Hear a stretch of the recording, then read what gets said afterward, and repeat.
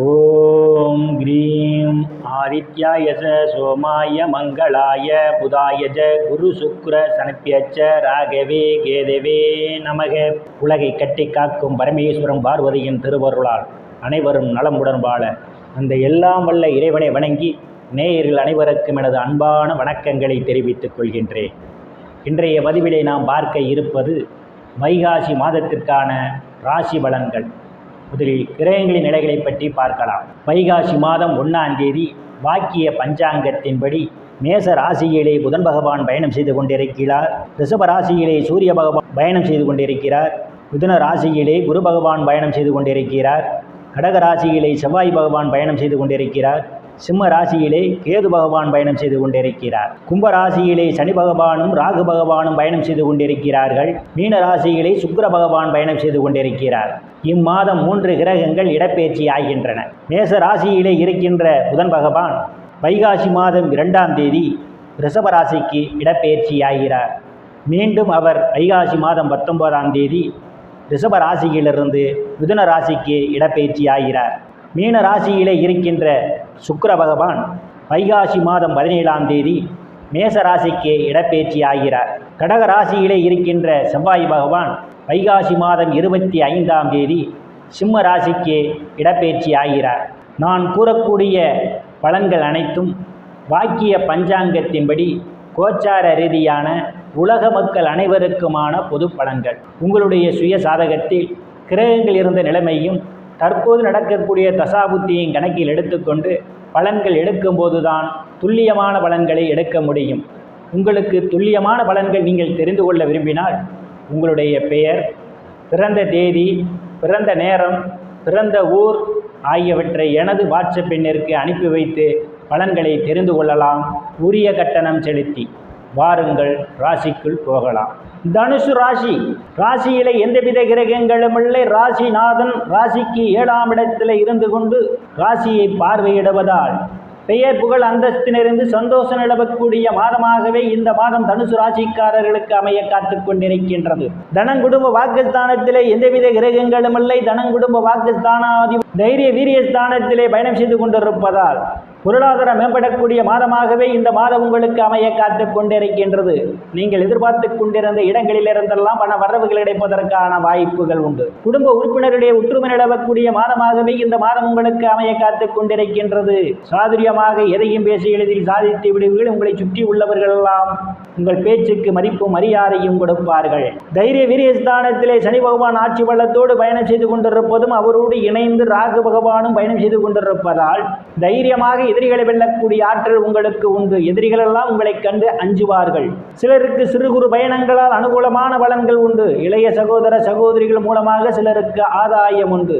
அவர்கள் உங்களுக்கு பக்க பலமாக இருப்பார்கள். ஆனால் இளைய சகோதர சகோதரன் உடல்நிலையிலே கூடுதல் கவனம் எடுத்துக்கொள்வது மிகவும் நல்லது. சுகஸ்தானத்திலே இம்மாதத்துடைய முற்பகுதியிலே சுக்கிர பகவான் உச்சபலத்தோடு பயணம் செய்து கொண்டிருப்பதும் சுகஸ்தானாதிபதி களத்திரஸ்தானத்திலே பயணம் செய்து கொண்டிருப்பதாலும் தாயினுடைய அன்பும் ஆதரவும் உங்களுக்கு நிறைந்திருக்கும். தாயார் உங்களுக்கு பக்க பலமாக இருப்பார்.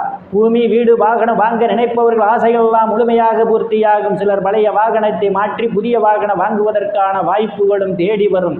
விவசாயிகளுக்கு புதிய ஒப்பந்தமும் விளைபொருளுக்கு தகுந்த விலையும் கிடைக்கும். ரியல் எஸ்டேட் நடத்துபவர்களுக்கெல்லாம் இது ஒரு பொன்னான காலமாகும். கூடுதலான வருவாயை காண முடியும்.